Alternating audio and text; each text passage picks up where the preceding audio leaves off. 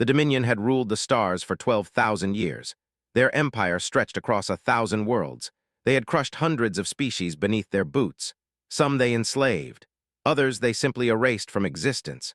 They believed they were the masters of all creation, and for 12, no one had proven them wrong. When their deep space sensors detected strange radio signals coming from a small blue planet, the High Sovereign Iran barely looked up from his throne. Another primitive species.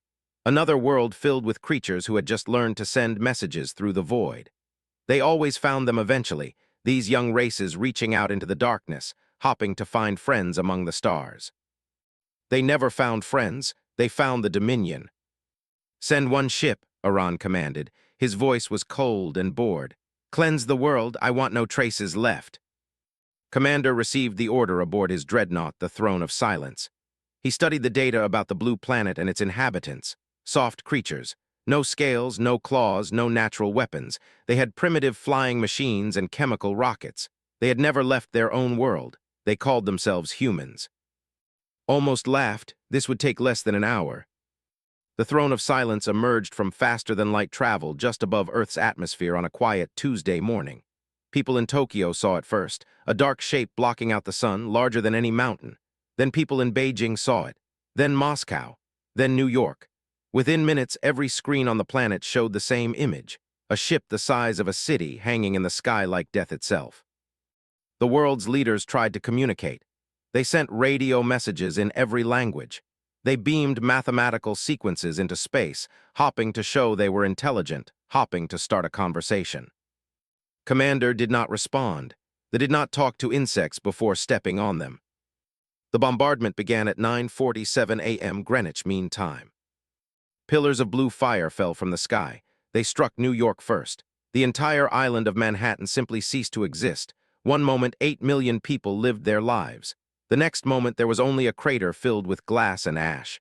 The Statue of Liberty melted like a candle. The Empire State Building vanished in a flash of light. Beijing was next, then London, then Moscow, then Tokyo, then Delhi, then. The blue fire fell for 47 minutes. When it stopped, 3 billion human beings were dead. Half of humanity gone in less than an hour. The great cities of Earth were nothing but smoking wounds in the planet's surface. The sky turned gray with ash. Fires burned across entire continents. Commander looked at the devastation below and nodded with satisfaction. The cleansing was complete. He ordered his ship to return home. There was nothing left worth destroying. He was wrong. In a bunker deep beneath the Swiss Alps, General watched her screens go dark one by one.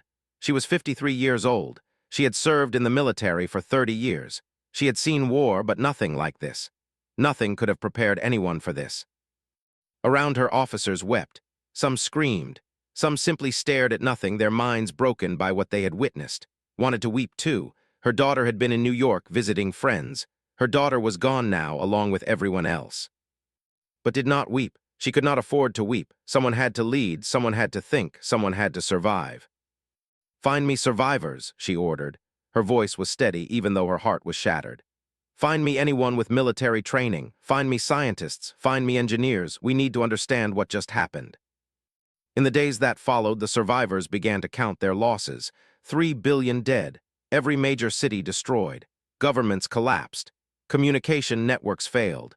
Humanity had been thrown back to the Dark Ages in less than an hour. But they were not extinct. The enemy had been careless. They had destroyed the cities but ignored the countryside. They had killed billions but left billions more alive. Small towns, remote villages, military bunkers, submarines at sea, humanity clung to life in 1,000 scattered places.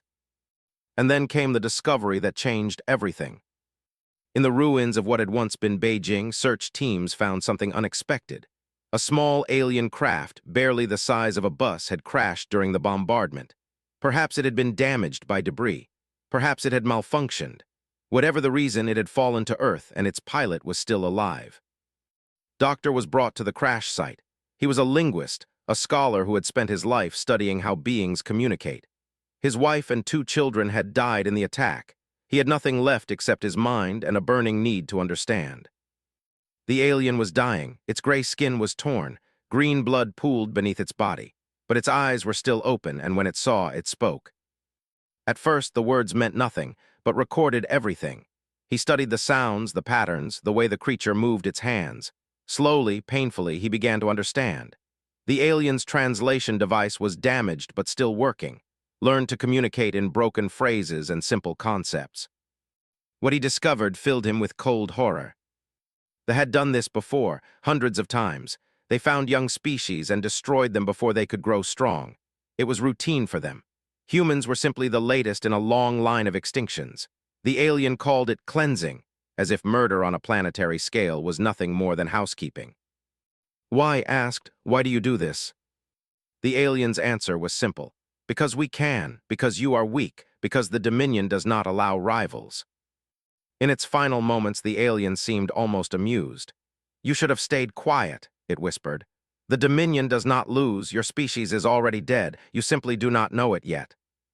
Watch the creature die. He felt no satisfaction, only a cold clarity. He understood now. This was not a misunderstanding. There would be no peace, no negotiation. They had decided that humanity would die, and they expected humans to simply accept it. They did not know humans at all. Brought his findings to General. She listened without interruption. When he finished, she was silent for a long moment. Then she stood and walked to a communication console. She activated a channel that reached every surviving human settlement on Earth. "This is General," she said. "I am taking command of what remains of human civilization. We have been attacked by an alien empire called the Dominion. They believe they have destroyed us. They believe we will lay down and die. They are wrong." She paused, and when she spoke again, her voice was iron. "They struck first. They killed 3 billion of our people. They think we are weak. They think we are finished. But humanity does not die easily. We will mourn our dead, but we will not join them. We will learn. We will build. We will grow strong. And one day we will find them. One day we will make them answer for what they have done." Across the ruined Earth, survivors heard her words. Farmers in Argentina, fishermen in Norway, soldiers in hidden bunkers, scientists in remote research stations. They heard her words and something changed inside them. Grief became anger. Despair became determination. They had tried to kill humanity. They had failed. Now humanity would show them exactly how badly they had failed. 10 years passed after the attack. They forgot about Earth. To them, it was just another dead world, another species erased from the galaxy. Commander received a small medal for his successful cleansing. He hung it on his wall next to dozens of others. He never thought about the blue planet again. He should have. While the Dominion celebrated and moved on to other conquests, humanity did something they never expected. They did not collapse into chaos. They did not fight among themselves for the scraps of their ruined world. Instead, they came together with a single purpose that burned brighter than any star. Revenge. General became the leader of the United Earth Coalition. It was not a government chosen by votes or traditions. It was a government chosen by necessity. Every surviving nation, every group, every faction agreed to one thing: humanity must survive and humanity must fight back. Everything else could wait. The crashed alien ship near Beijing became the most important object on Earth. Scientists from every country gathered to study it. They worked in shifts, 24 hours a day, 7 days a week.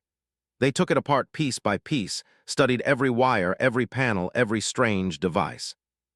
Doctor was a physicist from Tokyo. Her entire family had died in the attack. She had been at a conference in the mountains when the fire fell. Now she led the team studying the alien engine. For 3 years, she barely slept. She lived on coffee and determination. And finally, she cracked the secret. "It bends space," she announced to the coalition leaders. "The ship does not fly fast. It folds the universe around itself. It makes 2 distant points become close together, then moves between them." The leaders stared at her. "Can we build one?" asked. Smiled for the first time in years. "We can build something better." That was the thing about humans that they had not understood. The Dominion had used the same technology for thousands of years. They had grown comfortable. They had stopped asking questions. Why improve something that already worked? Why change what had always been done? Humans had no such limits. They looked at the alien technology and saw not just what it was, but what it could be. Engineers redesigned the engines to be faster and more efficient. Weapons experts studied the alien plasma cannons and figured out how to make them more powerful. Computer scientists examined the ship systems and found ways to make them respond quicker. Everything the aliens had built, humans made better. Doctor continued his work on alien languages and communications. He listened to captured transmissions, studied the recordings from the dying alien, and slowly built a complete picture of the Dominion. He learned their history, their culture, their weaknesses. They have not fought a real war in 3,000 years, he reported to the coalition. They destroy species before those species can fight back. They have forgotten what it means to face an enemy who refuses to surrender. Sarah was a former intelligence officer. Before the attack, she had worked for Mossad, hunting terrorists and gathering secrets. Now she led humanity's effort to spy on the Dominion. Using the alien communication systems, her team intercepted thousands of transmissions. They mapped Dominion territory. They identified military bases, supply routes, and important targets. They are spread thin, Sarah told the War Council. Their empire is vast, but their military is designed to crush weak opponents. They have never needed strong defenses because no one has ever attacked them. Deep beneath the surface of the moon, construction began on humanity's first shipyard. Thousands of workers lived in underground tunnels, building vessels in secret. They could not risk the seeing their work. If the Dominion learned that humanity was still alive and building a fleet, they would return and finish what they started. So humanity worked in silence, they built in darkness, they prepared in secret. Admiral James was given command of the growing fleet. He was a former naval officer from Nigeria. On the day of the attack, he had been on a small fishing boat off the coast of Lagos. He watched his city burn from the water. He watched millions of his people die. He made a promise that day, floating alone on the ocean as the sky turned black with ash. He would make them pay. The fleet grew slowly at first, then faster as new shipyards opened in the asteroid belt. Each ship was crewed by volunteers, and there was no shortage of volunteers. Every person who signed up had lost someone. Parents, children, friends, lovers, everyone on Earth carried grief in their hearts. That grief had become fuel. That fuel would carry them to the stars. The ships were given names that meant something. The Lagos, the Beijing, the New York, the London, the names of dead cities carried into battle by the children of the survivors. By the 10th year, humanity had 700 warships. They were smaller than vessels, but they were faster, more agile and crewed by people who had nothing left to lose. Each ship carried weapons that the aliens would not recognize, human improvements on alien designs. And the crews had something else they lacked. They had fury. On the night before the fleet launched, Admiral addressed his people. They gathered in the great hangar of the lunar shipyard, 700 crews standing in perfect silence. Stood before them, a tall man with gray in his hair and fire in his eyes. 10 years ago they came to our world, he said. They burned our cities, they killed our families. They thought they had destroyed us. They were wrong. He paused, letting the words settle.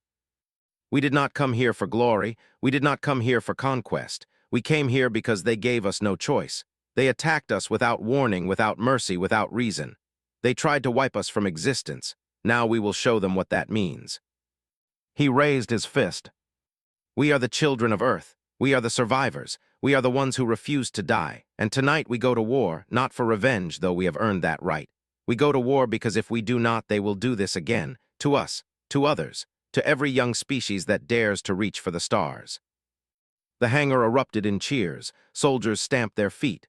Pilots shouted battle cries. Engineers and mechanics joined their voices together. For Earth, they cried. For the fallen, for humanity. The fleet launched in perfect silence. No broadcasts, no announcements, no declarations of war. They had given humanity no warning. Humanity would return the favor. As the ships disappeared into the darkness of space, watched from the command center on Earth. She was 63 now, gray-haired and tired, but her eyes were still sharp and her will was still iron. General, an aide said quietly, "Do you think we can win?" Did not answer for a long moment. She watched the last ship vanish into the void. Then she spoke. Win, she shook her head slowly. I do not know if we can win, but I know one thing for certain. Win or lose, live or die, they will never forget the name of our species. They wanted to erase us from history. Instead, they will remember us forever. She turned away from the screen. They will remember us as the ones who fought back. The outpost at 7 was a small mining station at the edge of Dominion space. 300 workers dug precious metals from asteroids while 50 soldiers kept watch. It was a boring assignment. Nothing ever happened in this forgotten corner of the Empire. Station commander was drinking warm nectar in his office when the alarms began to scream. Unknown vessels approaching, his officer reported, voice shaking with confusion. 7 ships, configuration unknown, they do not match any species in our database. Walked to the viewing window and looked out at the stars. He saw them, small ships, dark and angular, moving with strange grace. They did not look like Dominion vessels. They did not look like anything he had ever seen. Hail them, he ordered. Find out who they are. The response came in broken, spoken with an accent that no translator could identify. We are humanity. We are from Earth. You should remember Earth. Felt a chill run down his spine. Earth, the cleansing from 10 years ago, the primitive species with their radio signals and chemical rockets. Impossible. They had been destroyed. Commander had reported complete success. This is some kind of trick, said. That species was eliminated. You are pirates wearing a false name. Surrender now and you will be given a quick death. There was silence on the channel.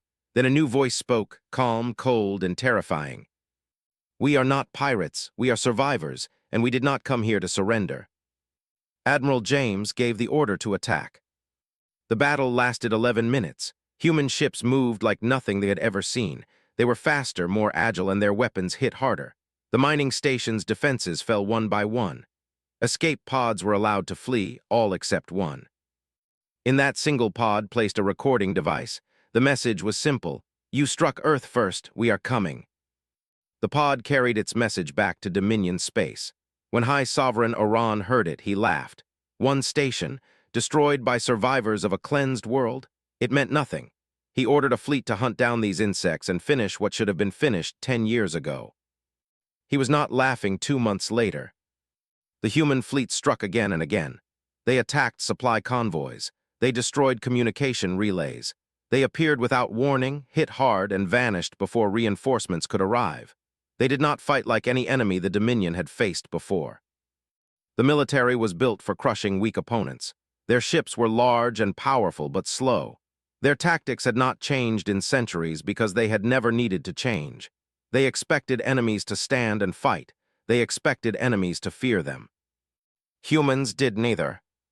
Captain commanded a single cruiser called the Stalingrad. His ship was smaller than most fighters, but his crew had trained for years in hit-and-run tactics. They became legends.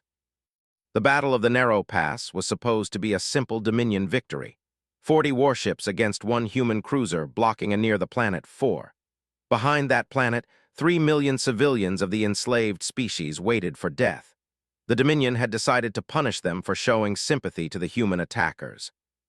Would not allow it. For 16 hours, the Stalingrad held the pass. Every time the Dominion ships tried to advance, found a way to push them back. His ship was burning, his crew was dying, but they did not move. Captain, his first officer said, blood running down her face. We cannot hold much longer, we should retreat. Shook his head. Behind us are 3 million people who cannot run, we stay. The Stalingrad was finally destroyed at hour 16, but by then the evacuation was complete. Every civilian had escaped to safety. Captain's last transmission was recorded and spread across both human and alien networks. Tell them we never stopped fighting. He became the first human hero of the war. He would not be the last. The news of the Stalingrad spread to every corner of the Dominion. Enslaved species heard the story and felt something they had not felt in generations. The who had served the Dominion for 500 years. The whose world had been conquered long before human history began. The bounded, who existed only to work and die for their masters. They heard about the humans. They heard about the small species from a burned world who refused to surrender. They heard about soldiers who died to protect strangers they had never met. Hope, that was the word the slaves began to whisper. A human word taught to them by their liberators. Hope. Commodore Exing led the liberation of Prime. She had been a shuttle pilot on Earth before the attack, flying cargo between cities. She had watched Shanghai burn from the air. Now she commanded 200 ships and fought to free a species she had never known existed. There were tall beings with blue skin and 4 arms. They had been warriors once before the Dominion broke them. When forces landed on their world and destroyed the garrison, they did not know how to react. No one had ever freed them before. No one had ever fought for them. Why, their leader asked, standing in the ruins of the Dominion fortress. Why do you help us? We are nothing to you. Looked at him with eyes that had seen too much death. Because no one helped us, she said. Because when our world burned, we were alone. We know what that feels like, and we decided that no one else would feel that way if we could stop it. The joined the war. So did a dozen other species who had suffered under Dominion rule. The war was no longer just humanity against the Empire. It was the oppressed against the oppressors. High Sovereign Iran finally understood the danger. This was not a pest problem. This was a rebellion. This was a war. He mobilized the full strength of the Dominion military. 8,000 warships, 2 million soldiers, the largest force assembled in 3,000 years. He would crush these humans and their new allies. He would burn their worlds and scatter their ashes across the void. They think they can challenge us, he told his war council. They think they can stand against 12,000 years of power. They are wrong. The Dominion is eternal. We have crushed empires. We have erased species. We will do so again. But even as he spoke, reports arrived of another human victory, and another, and another. For the first time in 900 years of life, High Sovereign Iran felt something he did not recognize. It took him a long moment to understand what it was. Fear. He was afraid. Far away, aboard the human flagship Earth's Memory, Admiral studied the map of the galaxy. The Dominion core systems lay before him, protected by the largest fleet ever assembled. Between his forces and the enemy stood thousands of ships and millions of soldiers. Sir, his aide said quietly, intelligence reports that the Dominion is calling back all ships from across the Empire. They are gathering everything at the Crimson Threshold to stop us. Nodded slowly. The Crimson Threshold, the gateway to the heart of the Empire. The final battle would happen there. Everything humanity had fought for, everything they had sacrificed would come down to one moment. Then that is where we go, he said. Send the word to all ships. We advance in 3 days. He looked out at the stars, thinking of Earth, thinking of Lagos burning, thinking of 3 billion dead. We started this because they gave us no choice, he said quietly. We will finish it because we have no other option. Win or lose, the galaxy will never forget what happened here. He turned to his crew. Prepare for battle. The Crimson Threshold was a region of space where dying stars painted everything in shades of red. For thousands of years, it had served as the gateway to the core systems. No enemy had ever passed through it. No enemy had ever come close. High Sovereign Iran stood on the bridge of his command vessel, the Eternal Dominion, and watched his fleet gather. 8,000 warships hung in the crimson void. Carriers, dreadnoughts, destroyers, and cruisers, the full might of an empire that had ruled for 12. They will come, his chief admiral said. Our scouts report human ships advancing through Sector 7. They will arrive within 2 days. Iran nodded slowly. He had studied these humans now. He had read every report, watched every recording of their battles. He still did not understand them. They were so small, so fragile. They had no natural weapons, no armor, no venom. How had they survived? How had they built an army that could threaten the Dominion itself? How many ships do they bring? He asked. Approximately 3,000, plus allied vessels from the rebel species and others, perhaps 4,000 in total. Iran allowed himself a small smile. 4,000 against 8,000. The humans were brave, but bravery meant nothing against superior numbers. This would be their end. On the human flagship Earth's Memory, Admiral James gathered his commanders for a final meeting. They were tired. 5 years of constant war had worn them down, but their eyes still burned with purpose. You all know the situation, said. They outnumber us 2 to 1. They have better defensive positions. By every logical measure, we should not be able to win this battle. He looked around the room at the faces of warriors who had followed him across the galaxy. But we are not here because of logic. We are here because of something they do not understand. We fight for more than survival. We fight for every person they killed. We fight for every species they enslaved. We fight because giving up is not in our nature. Commodore Exing spoke up. Admiral, what are your orders? Smiled. It was a sad smile, the smile of a man who knew what was coming. We attack at dawn. We hit them with everything we have. We break through their lines and push for, no matter what it costs. The commanders saluted and left to prepare their ships, stayed behind. James, she said quietly, using his first name for the first time, you know what this battle will require. He nodded. I know, some of us will not see the end. That is the price of war. He put a hand on her shoulder. If I fall, command passes to you. Finish what we started. The battle began at 600 hours, Galactic Standard Time. Human and allied ships poured through the approaches to the Crimson Threshold like a river of steel and fire. The defense line opened fire with everything they had. Space itself seemed to burn as plasma beams and missiles crossed the void.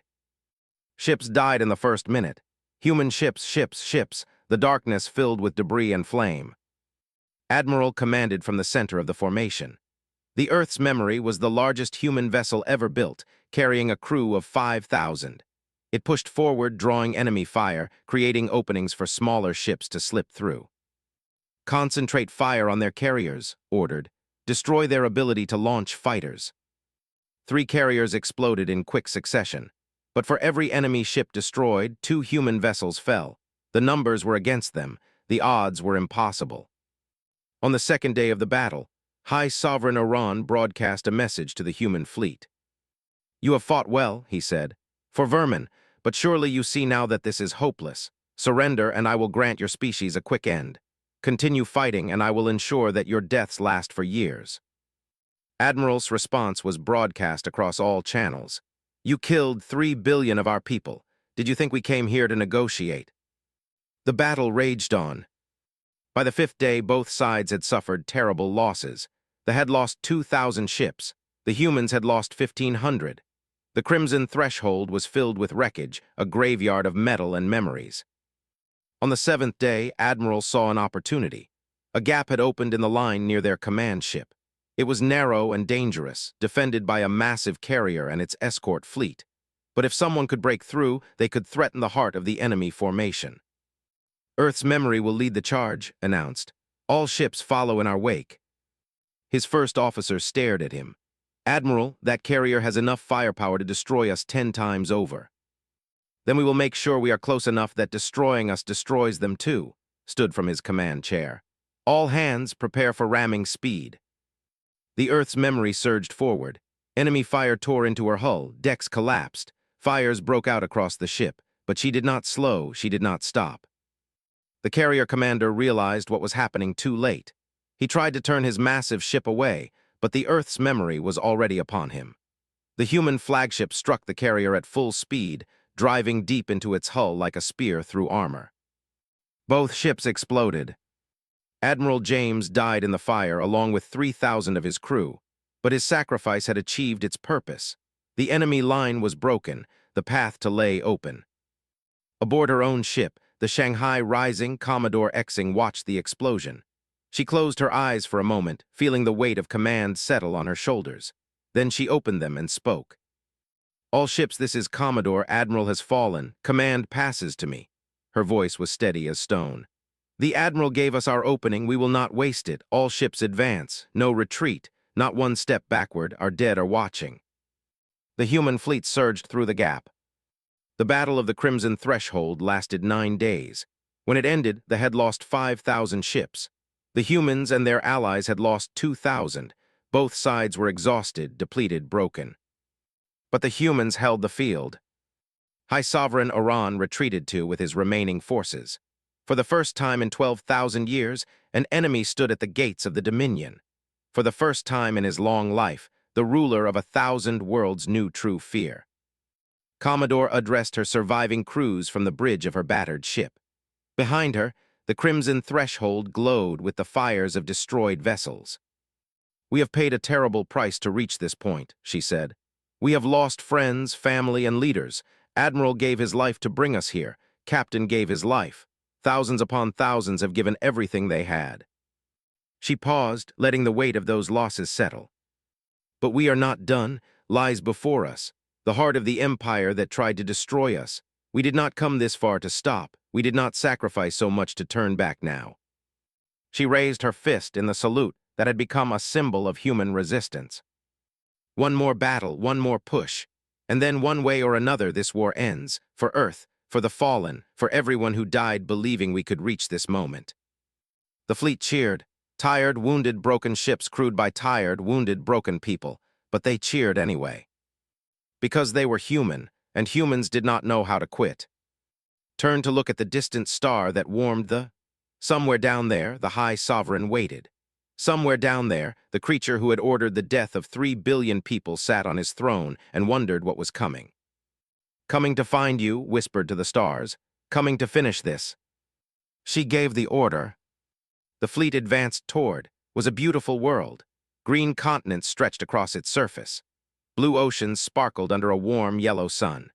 Cities of crystal and metal covered the land, home to billions of who had never known war, never known fear, never known what it meant to face an enemy who could reach their homes. Now that enemy hung in orbit above them. Commodore Exing looked down at the planet from the bridge of the Shanghai Rising. After everything humanity had suffered, after all the battles and sacrifices and deaths, this moment had finally arrived. The of the Dominion lay before her, defenseless. The remaining enemy fleet had been shattered in a final desperate battle above the third moon. Nothing stood between humanity and revenge. Her weapons officer spoke quietly. "Commodore, all ships report ready. We have enough firepower to glass the entire surface. One order and we can do to them what they did to us." Said nothing. Around her, the bridge crew waited in silence. They had all lost people on Earth. They had all dreamed of this moment. They had all imagined watching cities burn the way human cities had burned. One order, that was all it would take. From Earth, a transmission arrived.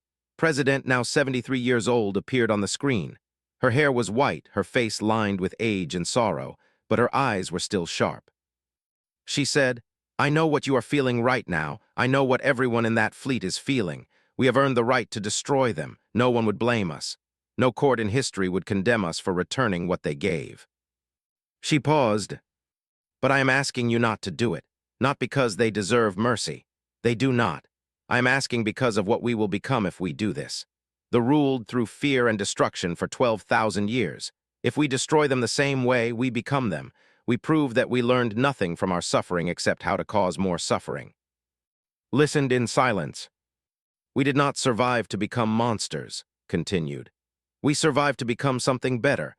I am asking you to show the galaxy that humanity can choose a different path, win the war without becoming the darkness we fought against." The transmission ended, sat alone with her thoughts. She thought about her family in Shanghai. Her parents, her brothers, her little niece who had just learned to walk, all gone in a flash of blue fire.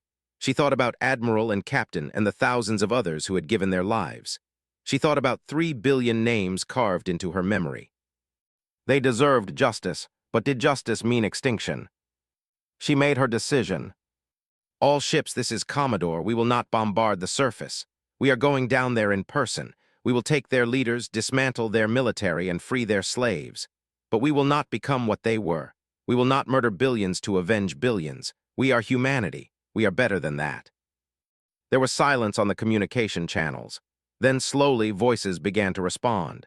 Some angry, some relieved, some confused, but they obeyed because they trusted her, because somewhere deep inside they knew she was right.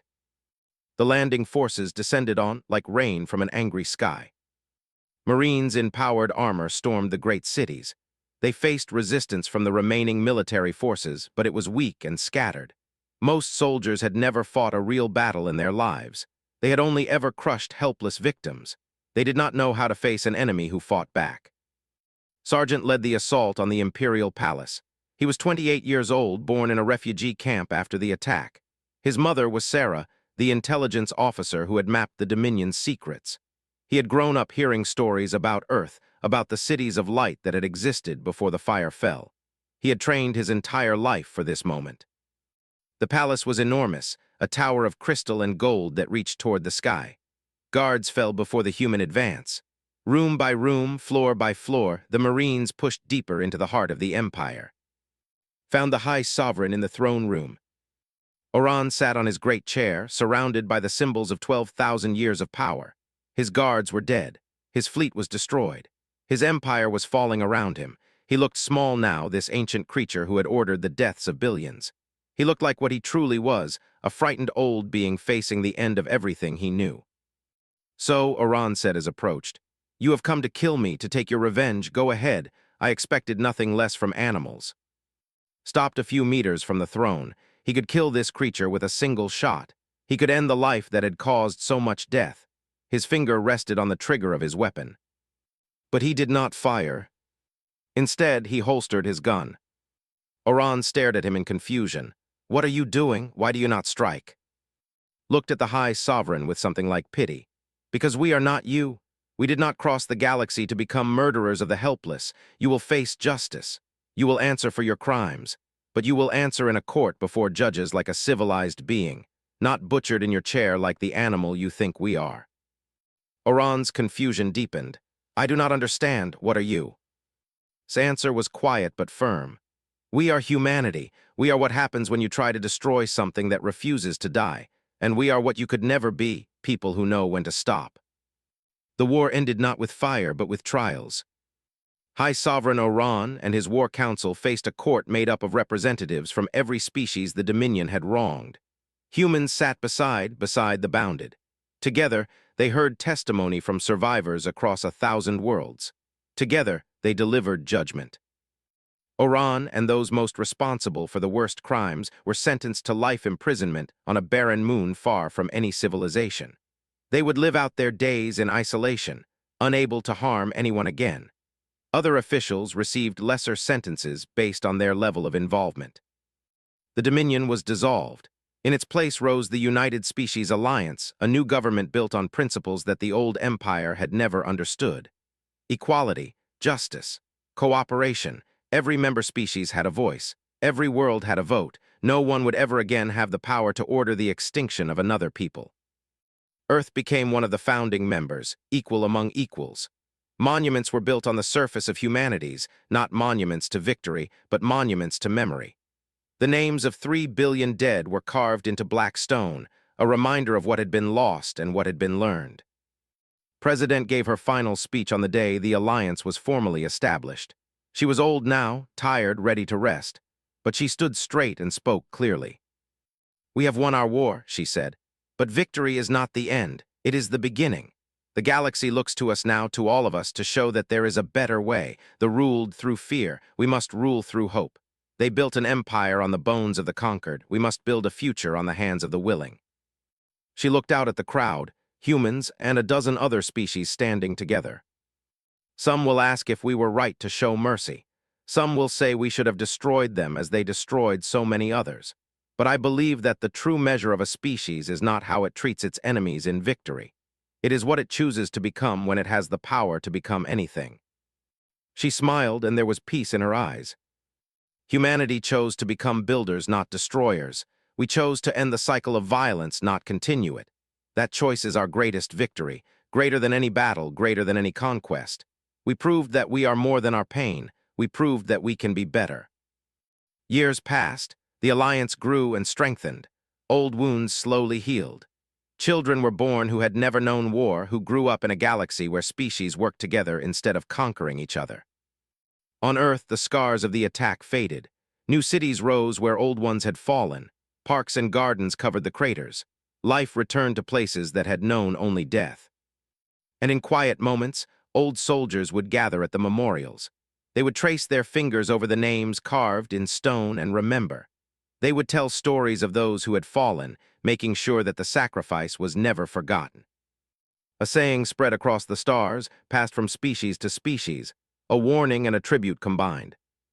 Never strike Earth first. Humanity remembers, humanity endures, and when pushed to the edge, humanity pushes back. But there was another saying too, one that the young ones preferred. One that spoke not of war, but of what came after. From the ashes of Earth, the stars bloomed. Commodore Exing retired to a small house on the coast of what had once been China. She watched the waves roll in and thought about the journey that had brought her here. A shuttle pilot who had become a warrior who had chosen mercy, a simple woman who had helped change the fate of the galaxy. Sometimes, late at night, she would look up at the stars. Somewhere out there, the ships she had commanded still patrolled keeping the peace. Somewhere out there, species who had once been slaves now governed themselves. Somewhere out there, the future was being built. It was not a perfect future, nothing ever was, but it was a future worth fighting for, a future worth dying for. A future worth living for. Smiled at the stars and went inside to sleep. Tomorrow would bring new challenges. Tomorrow always did. But humanity would face them, together, as they always had. As they always would.